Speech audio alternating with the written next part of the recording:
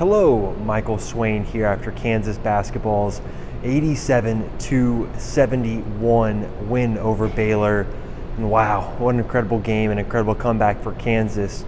It felt like an ode to last year's national title team. And with Christian Brown, Ochai Agbaji, Remy Martin, Mitch Lightfoot, Chris Tehan in attendance, I think you can kind of line up that this was a performance that was very similar to what you saw from that team in their tournament run last year. Bill Self equated this game to probably the best KU has played in terms of a half of basketball since the Miami game of last year, of course, when KU came from behind to clinch the spot in the Final Four. This is clearly the game that's the cliche kind of tale of two halves, where Baylor in the first half could not miss.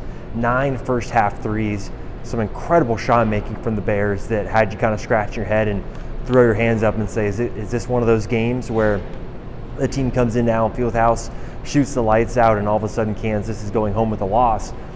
But the second half, KU flipped the switch, and I think Tajuan Harris is the player that was the driving force. Obviously, in the first half, KU's offense wasn't great.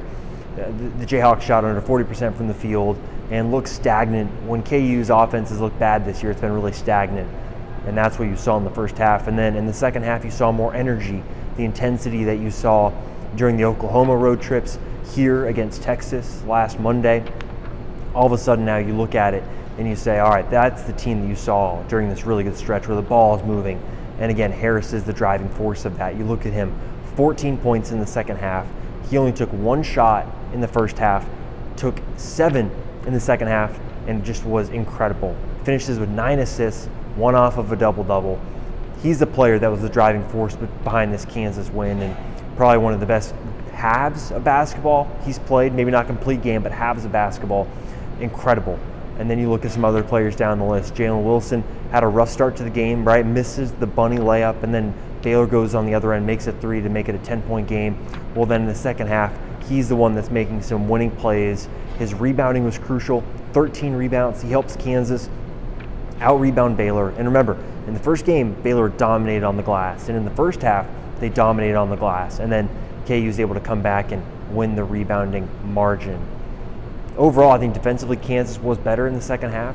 Baylor did miss some shots that were open. Baylor shot under 30% from 3. Obviously, they made 1 3 in the second half. From the field, they're under 35%. KU defensively, I think, was better in the second half. They switched some things up.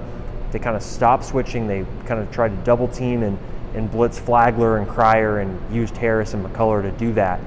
So I think overall this is a game that is huge for Kansas. You look at the Big 12 title race now. KU is at the top with Texas. Both teams are 10-5.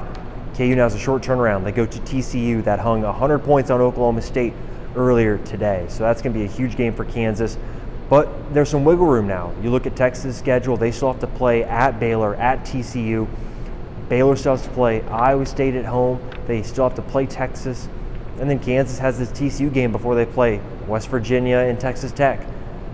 2, on paper, more winnable games than some of those other teams. So Kansas does have some wiggle room now, obviously before the final game of the season against Texas, but this game here inside of Allen Fieldhouse was massive for the Jayhawks, and it's one of those performances that you're concerned by the first half, but the second half, I think this team in general gives you the confidence that you kind of have a feeling that they'll be able to make it a game. And I think that's going to be really important as you get into the do or die part of the season, where you feel good enough that, hey, if they do go down by 10, they have the ability and the resiliency to climb back into these games. But as always, you got you covered with content at fog.net. Make sure you're liking and subscribing these videos if you are enjoying the content you're getting. And we'll talk to you all on Monday after the TCU game.